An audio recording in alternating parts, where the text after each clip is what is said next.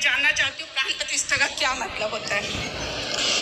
प्राण प्रतिष्ठा हमारे वेदों ने आज्ञा दी है कि जब कोई मूर्तिकार मूर्ति बनाता है, हाँ जी, तो उस मूर्ति को लाकर मंदिर में स्थापित की जाती है, तब प्राण प्रतिष्ठा कराई जाती है।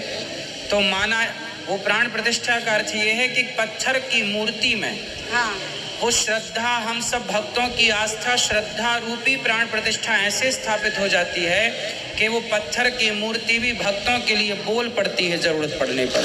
अच्छा, जैसे प्रहलाद जी ने कह दिया कि इस खंबे पर भगवान है, तो प्रहलाद जी के लिए खंबा चीर कर भगवान प्रकट हो गए। मैं एक आर्टिस्ट थी, ये मेरा हाथ बनाने वाले भी भगवान है। मैं डेली गणेश जी की और कृष्ण जी की प्रतिमा बनाई करती थी। हाँ। एक दिन मेरे अंदर खुद ये ज्ञान आया कि मैं बना रही हूँ गणेश जी, लेकिन मुझे कौन बना सकता है।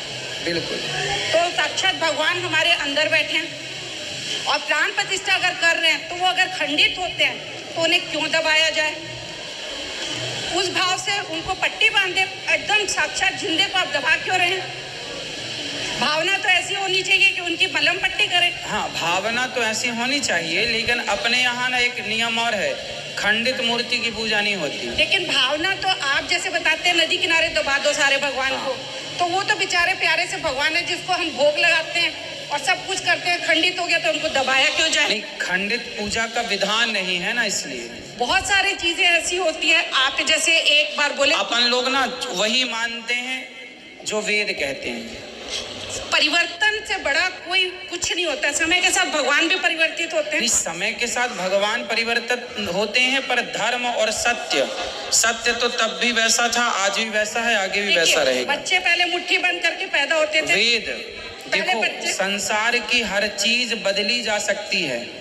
हाँ। और समय के साथ बदलना भी चाहिए। हाँ जी। लेकिन 5000 साल पहले जो भगवान ने गीता में जो कह दिया है, हाँ, क्या आने वाले लाखों साल बाद भी उसमें कोई परिवर्तन करने की गुंजाइश है? गीता में तो ये लिखा है कि मैं आत्मा हूँ, मैं अजन्मा हूँ, मैं सूक्ष्म हूँ, मेरे को कोई पहचान ही नहीं सकता। पहचान नहीं सकता।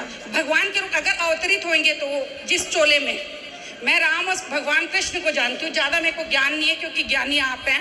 मेरे को जितना तो ज्ञान जितना ज्ञान है उसका बता रही हूँ मैं भगवान राम को। और क्योंकि पिक्चर सीरियलों में जितना भी देखी, भगवान राम और भगवान कृष्ण इनको बहुत अच्छे से जानती हूँ। इनका अवतार हुआ, लेकिन भगवान राम को कोई नहीं जानता था कि वो भगवान है।